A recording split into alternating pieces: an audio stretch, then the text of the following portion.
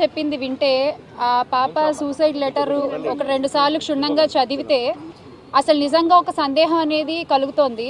ఇది నిజంగా ఆత్మహత్యాయత్నమా లేకపోతే హత్యాయత్నమా అని. ఎందుకంటే ఆ ఇంజెక్షన్ ఏదైతే అంజలి అనే అమ్మాయి తీసుకుందో అది సెల్ఫ్గా ఎవరు తీసుకోలేరు అనే విషయం భరత్ గారు చాలామంది డాక్టర్స్తో మాట్లాడుకుంటే ఆయనకు తెలిసిన విషయము.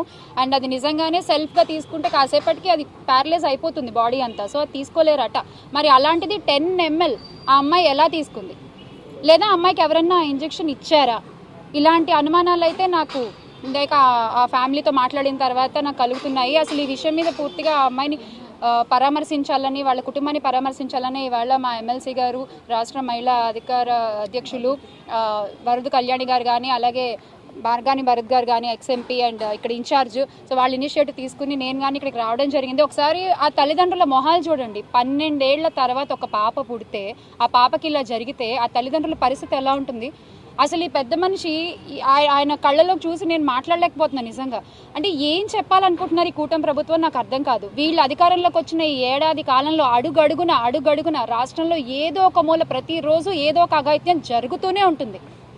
ఏమన్నంటే మాకు మహిళలంటే అపారమైన గౌరవం, మేము మహిళా సంక్షేమం చాలా చేస్తాము, మా ప్రభుత్వం మహిళా సంక్షేమం కోసం మాట్లాడుతుంటారు. సంక్షేమ సంగతి దేవుడేరుగా. ముందు ఇలాంటి తల్లిదండ్రులకు ధైర్యాన్ని ఇవ్వండి.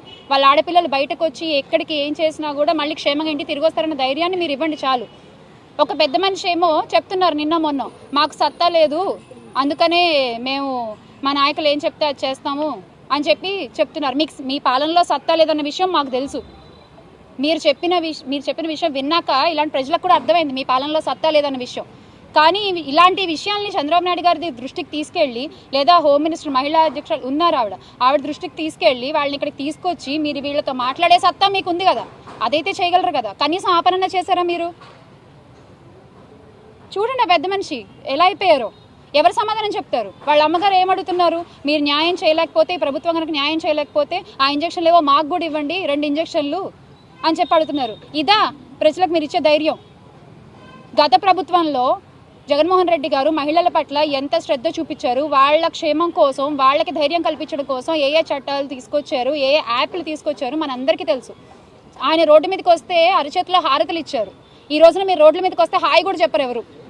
అలాంటి పరిస్థితి మీరే క్రియేట్ చేస్తున్నారు. ఆ దీపక్ అనే వ్యక్తికి ఎందుకు మీరు ఇంకా ఆయన వెనకేసుకుని వస్తున్నారు? ఎందుకని?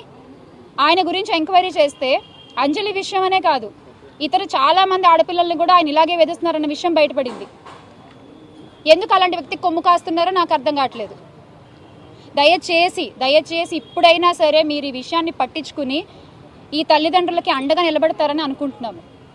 అమ్మ, మేమైతే కళ్యాణి గారు చెప్పినట్టు, ఇందాక భరత్ గారు అన్నట్టు, వైఎస్ఆర్ కాంగ్రెస్ పార్టీ ఈ విషయంలో మీరు ఎలాంటి పోరాటాన్ని దిగినా మీకు అండగా నిలబడుతుందమ్మా. ఇది మాత్రం దయచేసి గుర్తుంచుకొని మీరు ధైర్యాన్ని కోల్పోవద్దు.